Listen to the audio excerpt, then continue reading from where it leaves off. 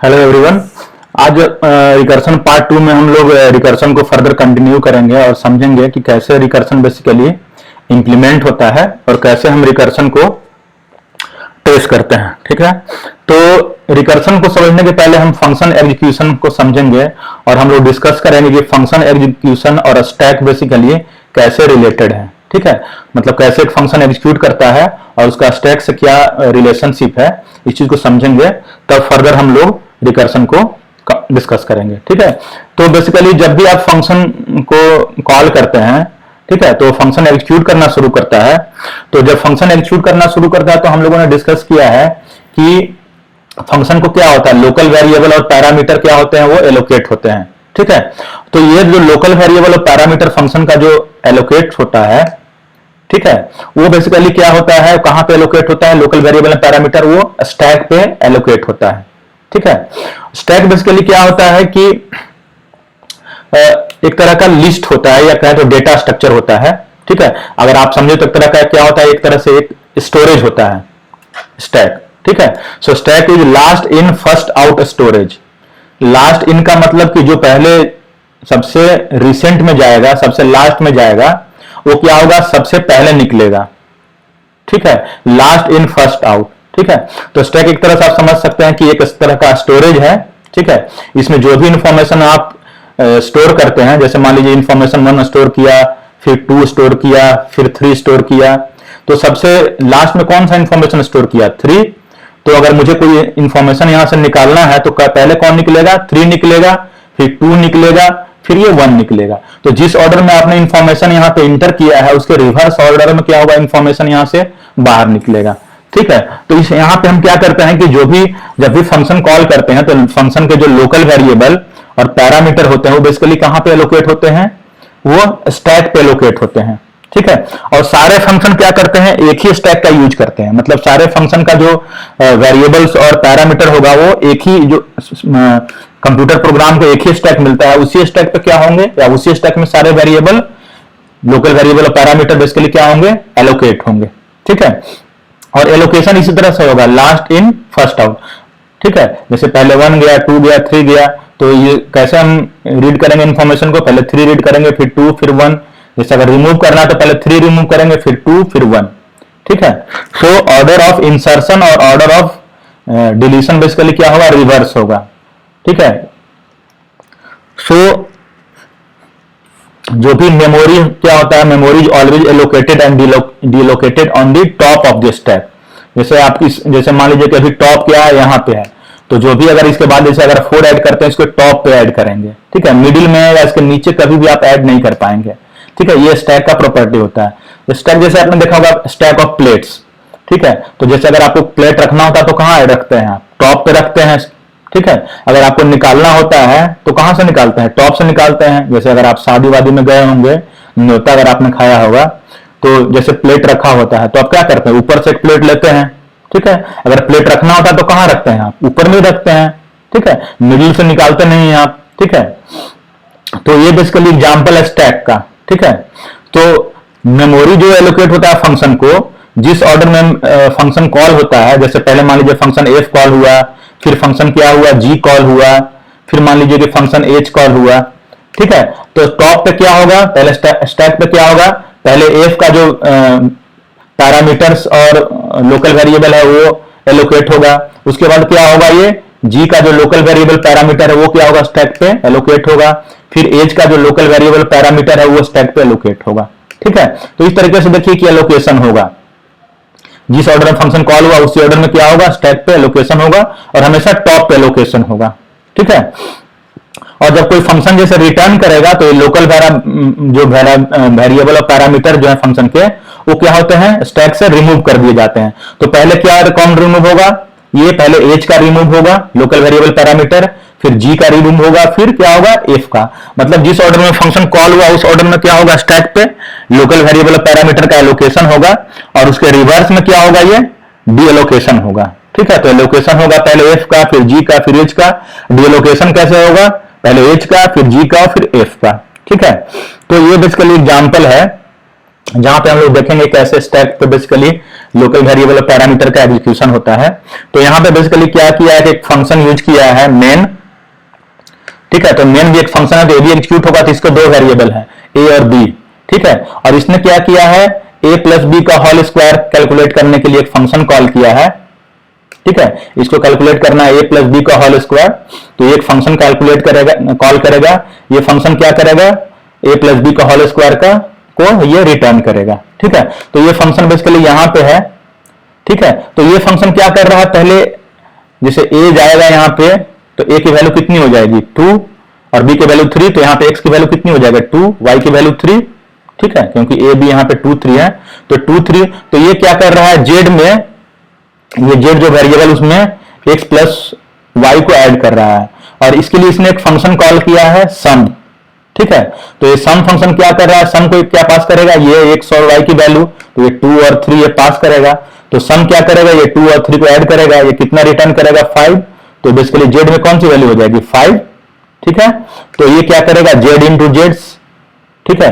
तो Z into Z कितना आ जाएगा 25, तो ये 25 ये रिटर्न करेगा, ठीक है। तो हम देखेंगे बेसिकली कि कैसे इस फंक्शन का स्टैक पे एलोकेशन डी एलोकेशन होता है लोकल वेरिएबल एंड पैरामीटर का। जैसे 2 प्लस ए प्लस बी कितना हो जाएगा 2 प्लस 3 5, 5 स्क्वायर 25, तो ये 25 रिटर्न कर रहा है, ठीक है।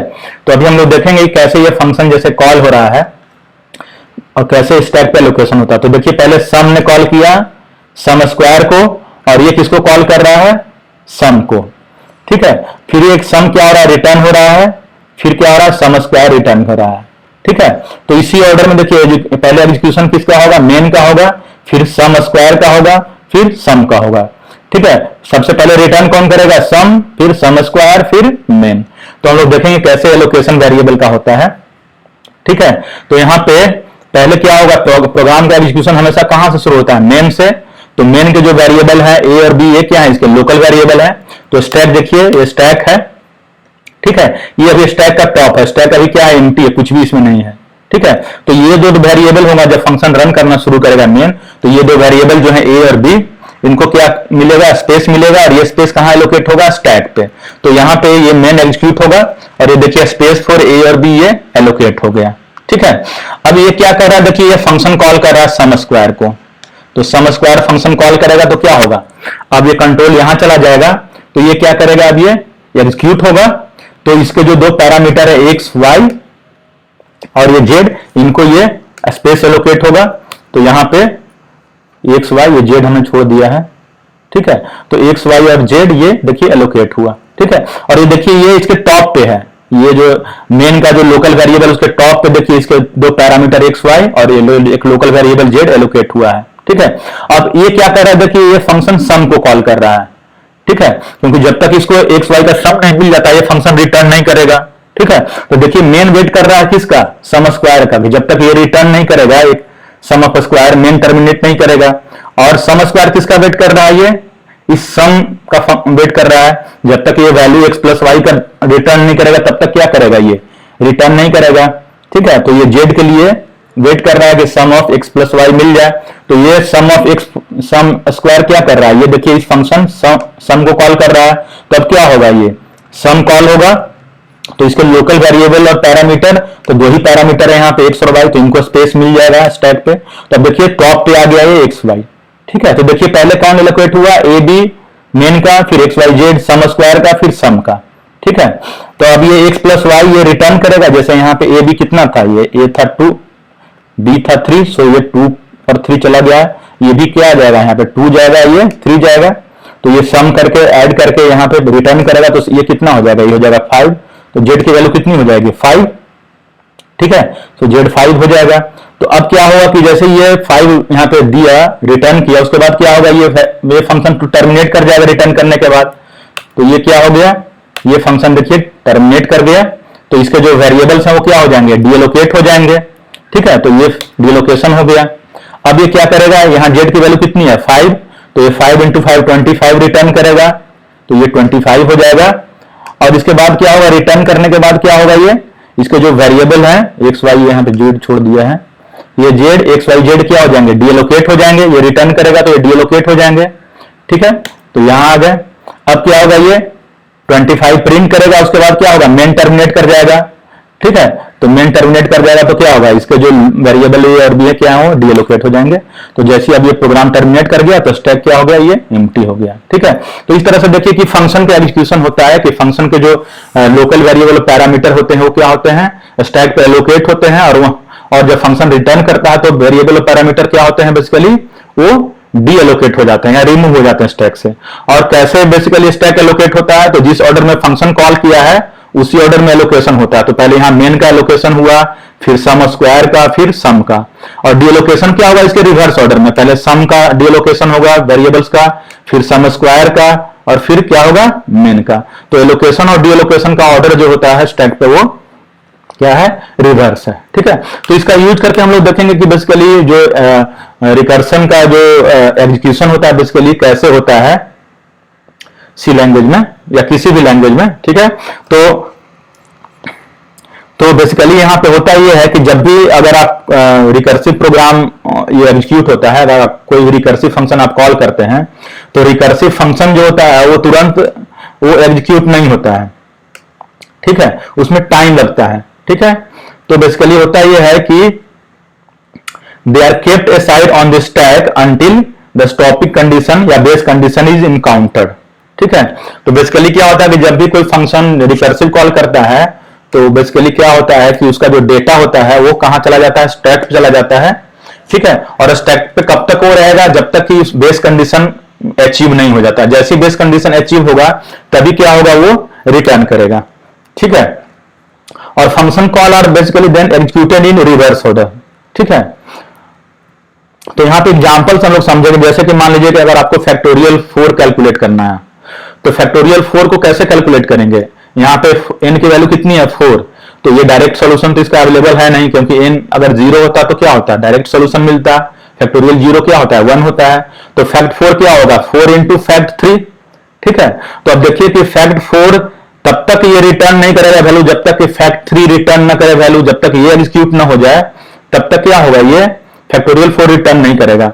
और फैक्ट 3 क्या है, अब ये फैक्ट 2 को कॉल करेगा, क्योंकि ये भी क्या है, बेस कंडीशन को सेटिस्फाई नहीं कर रहा है, ये n क्या है, ग्रेटर देन 0 है, ठीक है। तो फैक्ट 3 क्या करेगा, फिर से ये फैक्ट 2, देखिए ये फैक्ट 3 जो है ये क्या कर रहा है, ये फैक्ट 2 को कॉल कर रहा है, ठीक है।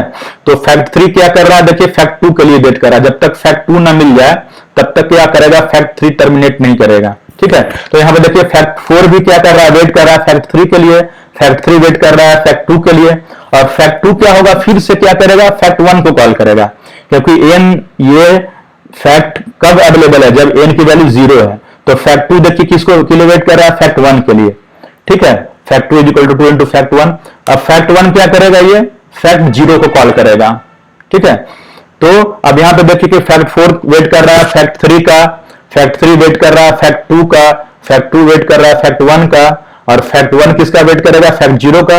और चूंकि फैक्ट 0 पे क्या है, सॉल्यूशन डायरेक्टली अवेलेबल है, तो ये क्या करेगा, फैक्ट 0 ये 1 रिटर्न करेगा फैक्ट 1 को, ये किसको रिटर्न करेगा, 1, ये 2 को, 2 क्या करेगा, इसके मल्टीप्लाई करके इसको रिटर्न करेगा। तो अब देखिए कैसे यहां पे एग्जीक्यूशन हो रहा है कि फैक्ट 0 क्या करेगा, पहले ये 1 रिटर्न करेगा, ये किसको रिटर्न करेगा, फैक्ट 1 को, ठीक है। पहले देखिए कौन रिटर्न करेगा, रिटर्न ऑर्डर अगर आप देखें तो पहले क्या होगा, ये इसको बोले पहले ये रिटर्न होगा फैक्ट 0, ठीक है।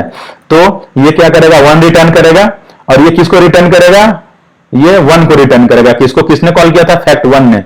तो फैक्ट 1 क्या करेगा, ये इसको 1 से मल्टीप्लाई कर देगा, फैक्ट 0 की जो वैल्यू है तो इसने 1 से मल्टीप्लाई कर दिया और ये 1 वैल्यू हो गया। तो ये फैक्ट 1 किसको रिटर्न करेगा, ये फैक्ट 2 को रिटर्न करेगा। तो दूसरा जो रिटर्न होगा वो कौन रिटर्न होगा, दूसरा फैक्ट 1 रिटर्न होगा, ठीक है। और फैक्ट 1 किसको रिटर्न करेगा, फैक्ट 2 को कितना रिटर्न करेगा, 1। तो फैक्ट 1 की वैल्यू कितनी हो गई, 1। सो 2 इंटू 1, तो फैक्ट 2 क्या करेगा, 2 इंटू 1 2 रिटर्न करेगा, किसको रिटर्न करेगा, ये फैक्ट 3 को रिटर्न करेगा, ठीक है। तो तीसरा जो फंक्शन रिटर्न करेगा वो क्या होगा, फैक्ट 2 होगा। तो ये कितना रिटर्न करेगा, 2। तो फैक्ट 3 क्या करेगा, 3 इंटू फैक्ट 2 की जो वैल्यू है 2 से मल्टीप्लाई कर देगा, तो ये हो गया 6। अब ये 6 किसको रिटर्न करेगा, फैक्ट 3, ये फैक्ट 4 को रिटर्न करेगा, ठीक है। तो चौथा फंक्शन जो रिटर्न हुआ वो क्या था, फैक्ट 4। अब ये क्या करेगा, फैक्ट 3 6 रिटर्न करेगा फैक्ट 4 को, तो फैक्ट 4 क्या करेगा, 4 को फैक्ट 3 से मल्टीप्लाई करेगा।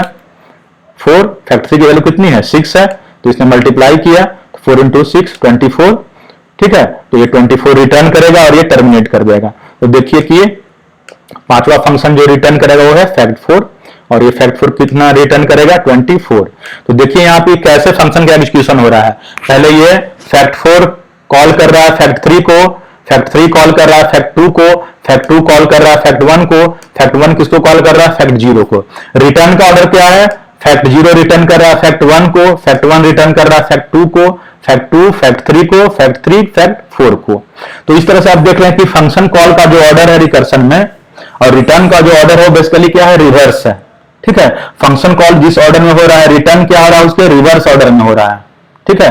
और बेसिकली यहां पे देखिए जब तक फैक्ट 0 ना हो, इवैल्यूएट नहीं हो जाता, तब तक क्या आ रहा है कि सारे फंक्शन वेट कर रहे हैं, ठीक है। तो फैक्ट 0 रिटर्न किया तो फैक्ट 1 रिटर्न करेगा, फिर फैक्ट 2 लाइक दिस, ठीक है। तो देखिए कि जिस समय फैक्ट 1 कॉल किया या फैक्ट 0 कॉल किया, उस समय देखिए कि 4 function fact 4 fact 3 fact 2 fact 1 वो वेट कर रहे हैं, ठीक है। तो एट ए टाइम देखिए क्या है कि 5 फंक्शन बेसिकली मेमोरी में एग्जिस्ट कर रहा है, ठीक है। तो बेसिकली ये कैलकुलेशन स्टैक के टर्म में कैसे होता है इसको हम लोग अभी समझेंगे, ठीक है। तो बेसिकली क्या है कि जैसे कि मान लीजिए कि ये मेन फंक्शन है, मेन फंक्शन से ही फैक्टोरियल फंक्शन को कॉल करेंगे। तो मेन में जैसे हमने कॉल किया फैक्ट 4, ठीक है, फैक्ट 4 कॉल किया, तो पहले क्या होगा स्टैक पे, देखिए मेन ये स्टैक है, यहां स्टैक है देखिए ये, ठीक है। तो इस स्टैक पे क्या होगा, मेन के जो लोकल वेरिएबल पैरामीटर है उनको क्या मिलेगा, स्पेस मिलेगा। तो मेन के लोकल वेरिएबल पैरामीटर को स्पेस मिला। अब मेन ने फैक्टोरियल 4 को कॉल किया, तो फैक्टोरियल 4 जो फंक्शन है, ठीक है, तो इसका ये क्या होगा, इसको क्या होगा, स्पेस एलोकेट होगा। तो यहां पे देखिए कि स्पेस जो एलोकेट हुआ है वो किसके लिए एलोकेट हुआ है, फैक्टोरियल 4 के लिए यहां पे स्पेस एलोकेट हुआ मेन के ऊपर। अब फैक्टोरियल 4 क्या करेगा, 4 इंटू फैक्टोरियल 3 को कॉल करेगा, ठीक है। तो अब ये क्या करेगा, अब ये फैक्टोरियल 3 जब कॉल होगा तो क्या होगा, अब इसका स्टैक क्या होगा, फैक्टोरियल 4 के ऊपर में एलोकेट होगा। तो यहां पे फैक्टोरियल देखिए 4 के ऊपर में फैक्टोरियल 3 जो फंक्शन है, ठीक है, n इक्वल टू 3 पे कॉल किया है, ठीक है, उसका एलोकेशन हुआ। अब फैक्टोरियल 3 क्या करेगा, देखिए तो ये कॉल करेगा फैक्टोरियल 2 को, ठीक है। फैक्टोरियल 3 कितना होगा, 3 इंटू फैक्टोरियल 2, तो फैक्टोरियल 2 को कॉल कर रहा है, तो फैक्टोरियल 2 का एलोकेशन अब होगा फैक्टोरियल 3 के ऊपर में स्टैक पे। तो यहां पे देखिए कि फैक्टोरियल 2 का जो एलोकेशन हो गया, इसके जो लोकल वेरिएबल पैरामीटर है उनका एलोकेशन हो गया, क्या हुआ, फैक्टोरियल 3 के ऊपर में। तो देखिए कैसे स्टेप ग्रो हो रहा है। अब फैक्टोरियल 2 क्या किया, ये फैक्टोरियल 1 को कॉल किया, तो 1 को कॉल करेगा तो क्या होगा, ये 1 का एलोकेशन हो जाएगा। तो यहां पे देखिए कि फैक्टोरियल 1 का जो फंक्शन कॉल है उसका देखिए लोकल वेरिएबल पैरामीटर जो है उसका एलोकेशन हुआ है फैक्टोरियल 2 के ऊपर में टॉप पे, ठीक है। अब फैक्टोरियल 1 क्या करेगा, फैक्टोरियल 0 कॉल करेगा, तो फैक्टोरियल 0 का देखिए यहां पे स्पेस एलोकेट हुआ फैक्टोरियल 1 के ऊपर में, ठीक है। अब देखिए कि फैक्टोरियल 0 पे क्या है, ये तो बेस सॉल्यूशन है, यहां पे तो डायरेक्ट सॉल्यूशन अवेलेबल है। तो अब ये क्या करेगा, रिटर्न करेगा, और फैक्टोरियल 1 की वैल्यू कितनी होती है 1, तो ये वैल्यू क्या करेगा, रिटर्न करेगा, ठीक है। तो फैक्टोरियल 0 1 रिटर्न करेगा, तो ये वर्ड किसको रिटर्न करेगा, फैक्टोरियल 1 को। तो जैसे ही फैक्टोरियल 0 रिटर्न करेगा तो देखिए ये जो इसका जो स्पेस है स्टैक पे वो क्या होगा, डीएलोकेट हो जाएगा। तो यहां पे देखिए कि इसने 1 रिटर्न किया, ठीक है, तो इसका स्पेस देखिए डीएलोकेट हो गया। तो ये 1 इंटू 1 क्या होगा, ये 1 फैक्टोरियल 1 को एलोकेट हो जाएगा। तो फैक्टोरियल 1 क्या करेगा, ये 1 रिटर्न करेगा, ठीक है। तो इसका स्पेस भी क्या हो गया, स्टैक से डीएलोकेट हो गया। और फैक्टोरियल 1 क्या करेगा, इसको जो वैल्यू मिला है 1 इंटू 2 सॉरी 1 रिटर्न किया। अब ये क्या करेगा, ये फैक्टोरियल 2 देखिए यहां पे जो वैल्यू है 1 आ गया है फैक्टोरियल 1 का। तो अब क्या करेगा, फैक्टोरियल 2 इंटू 1 सॉरी 2 इंटू 1 2। तो फैक्टोरियल 2 क्या करेगा, 2 रिटर्न करेगा, किसको रिटर्न करेगा, ये फैक्टोरियल 3 को, ठीक है। तो फैक्टोरियल 2 टर्मिनेट करेगा, तो फैक्टोरियल 2 टर्मिनेट करेगा, तो इसका देखिए एलोकेशन क्या हो गया, जो एलोकेशन हुआ था वो क्या हो गया, डीएलोकेट हो गया।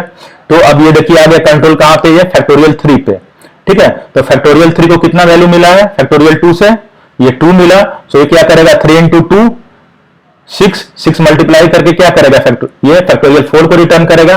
तो फैक्टोरियल 3 का देखिए डीएलोकेशन हो जाएगा, ठीक है, तो ये कहां चला गया, अब कंट्रोल चला गया फैक्टोरियल 4 पे। अब फैक्टोरियल 4 को कितना वैल्यू मिला है, 6 मिला है फैक्टोरियल 3 से, तो ये 6 इंटू 4 कितना 24 ये रिटर्न करेगा, तो ये फैक्टोरियल 4 का भी क्या हो जाएगा, डीलोकेशन हो जाएगा।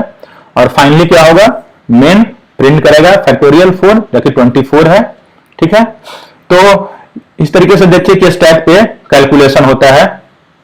ठीक है, तो जिस ऑर्डर में आपने कॉल किया फैक्टोरियल फंक्शन को, उसी ऑर्डर में क्या होगा, स्टैक पे लोकेशन होगा, और फंक्शन जब रिटर्न करना शुरू करेगा तो उसी ऑर्डर में क्या होगा, ये डीलोकेशन, उसके रिवर्स ऑर्डर में क्या होगा, डीलोकेशन होगा। तो लोकेशन ऑन द स्टैक और deallocation on the stack they are reverse. ठीक है, अब देखिए यहां पे कैसे कंप्यूटर में ये हम इंप्लीमेंट कर रहे हैं, इसको एक बार फिर से डिस्कस करेंगे। ठीक है, तो यहां पे ये फंक्शन लिखा है, ये लॉन्ग इंटीजर है। लॉन्ग का मतलब कि लॉन्ग इंटीजर, क्योंकि फैक्टोरियल बेसिकली बहुत लार्ज नंबर होता है, तो फैक्टोरियल का अगर कैलकुलेशन करेंगे तो बहुत बड़ा लार्ज नंबर होगा। तो यहाँ पे बेसिकली कैसे इसको हम इंप्लीमेंट कर रहे हैं इस फंक्शन को सी लैंग्वेज में। तो यहाँ पे देखिए इंट एन है, और ये देखिए बेस कंडीशन है कि एन की वैल्यू अगर 0 होगी तो 1 रिटर्न करेंगे, अदरवाइज क्या करेंगे, n into factorial n minus 1 return करेंगे। ठीक है, तो यहां पे हम क्या करेंगे, फैक्टोरियल 5 को कैलकुलेट करेंगे और देखेंगे कैसे ये कोड रन कर रहा है। ठीक है, तो एन की वैल्यू देखिए यहां पे कितना है, एन की वैल्यू 5 है, तो बेस कंडीशन तो मिलेगा नहीं यहाँ पे, तो हम क्या करेंगे, ये 5 इंटू फैक्टोरियल 4 कॉल करेंगे। तो देखिए ये क्या कर रहा है, ये एन इक्वल टू 5 पे क्या कर रहा है, 5 इंटू F4 मतलब फैक्टोरियल 4 को कॉल किया है। ठीक है, तो अब फैक्टोरियल 4 कॉल करेंगे तो एन की वैल्यू कितनी है, 4, तो ये बेस कंडीशन तो मिल नहीं रहा है, तो ये क्या करेगा, फिर n into factorial n minus 1, तो ये क्या करेगा, ये कॉल करेगा किसको, फैक्टोरियल 3 को। तो देखिए ये जो फंक्शन है इसने क्या किया है, F4 ने अब कॉल किया है फैक्टोरियल 3 को। ठीक है, अब ये क्या करेगा, ये कॉल करेगा, अब n की वैल्यू देखिए 3 है, बेस कंडीशन तो सेटिस्फाई कर नहीं रहा है, तो ये क्या करेगा, फैक्टोरियल 2 को कॉल करेगा। सो F3 क्या हो जाएगा, 3 इंटू फैक्टोरियल 2, तो देखिए ये हो गया। F3 अब क्या कर रहा है, F2 को कॉल कर रहा है, देखिए F4 यहां आया, F2 यहां आया, सॉरी F2 यहां पे आया, तो ये F3 क्या कर रहा है, 3 इंटू फैक्टोरियल 2। ठीक है, अब n की वैल्यू कितना है, 2, तो बेस कंडीशन ये मिल नहीं रहा, तो क्या करेगा, फिर ये कॉल करेगा फैक्टोरियल 1 को, तो फैक्टोरियल 1 को कॉल किया। अब फैक्टोरियल 1 में n की वैल्यू कितनी है, 1, ये भी बेस कंडीशन को नहीं मीट कर रहा है, तो क्या करेगा, ये फिर कॉल करेगा, तो फैक्टोरियल 0 को कॉल करेगा। अब देखिए क्या हुआ कि यहाँ पे अब ये फैक्टोरियल 0 पे क्या है कि अब ये बेस कंडीशन मिल गया। ठीक है, सो F1 फैक्टोरियल 1 पे इसने कॉल किया फैक्टोरियल 0 को, तो फैक्टोरियल 0 पे देखिए क्या है, फैक्टोरियल 0 पे ये वैल्यू कितना है, 1 है। ठीक है, तो ये बेस कंडीशन मिल गया, तो ये क्या करेगा, फैक्टोरियल 0 की वैल्यू 1 होती है तो 1 रिटर्न करेगा, तो 1 की वैल्यू कितनी हो जाएगी, ये जो F0 है उसकी वैल्यू कितनी हो जाएगी, 1, तो फैक्टोरियल 1 की वैल्यू कितनी हो जाएगी, 1 इंटू 1 1, तो देखिए ये 1 इंटू 1 रिटर्न करेगा। अब ये फैक्टोरियल 1 रिटर्न करेगा 1, तो ये किसको रिटर्न करेगा, फैक्टोरियल 2 को, जो कि वेट कर रहा है। सो 2 इंटू F1 की वैल्यू कितनी हो जाएगी, 1, तो फैक्टोरियल 2 क्या रिटर्न करेगा, 2 इंटू 1 2, तो ये 2 इंटू 1 2 रिटर्न कर रहा है। फिर क्या हो रहा है कि अब ये फैक्टोरियल 2 की वैल्यू कितनी हो गई, 2, तो फैक्टोरियल 3 क्या रिटर्न करेगा, 3 इंटू 2 6, तो ये 3 इंटू 2 6 रिटर्न कर रहा है। ठीक है, और फिर क्या करेगा, ये फैक्टोरियल ये 3 को रिटर्न किया, ये 6, तो ये कितना हो जाएगा, 4 इंटू 6 24, तो फैक्टोरियल 5 को क्या रिटर्न करेगा, ये 24, तो ये 24 रिटर्न करेगा। ठीक है, तो ये वैल्यू कितना हो जाएगा, 24, तो ये 5 कितना रिटर्न करेगा, 5 इंटू 24, तो कितना रिटर्न करेगा, ये 120। ठीक है, तो फैक्टोरियल 5 आपको मिलेगा 120। तो इस तरह से देखिए कैसे ये रिकर्सिव कॉल हो रहा है। ठीक है, कि ये पहले क्या हो रहा है, ये फंक्शन कॉल मतलब कि ये प्रॉब्लम क्या हो रहा है, फैक्टोरियल 5 अगर यूज कर रहे हैं तो 5 से 4 पे जा रहा है, 4 से 3 पे जा रहे हैं, 3 से 2 पे जा रहे हैं, 2 से कहां जा रहे हैं, 2 से 1 पे, और 1 से फिर कहां जा रहे हैं, ये 0 पे जा रहे हैं। ठीक है, तो ये फंक्शन कॉल कब तक होता जाएगा, जब तक कि बेस केस ना मिल जाए। जैसे एक बार बेस केस मिला, हम क्या करना शुरू करते हैं, रिटर्न करना शुरू करते हैं। ठीक है, तो जिस ऑर्डर में कॉल किया उसके रिवर्स ऑर्डर में क्या करते हैं, हम रिटर्न करते हैं। ठीक है, तो आगे लेक्चर में हम लोग और कुछ एग्जांपल देखेंगे। आज इतना ही, थैंक यू।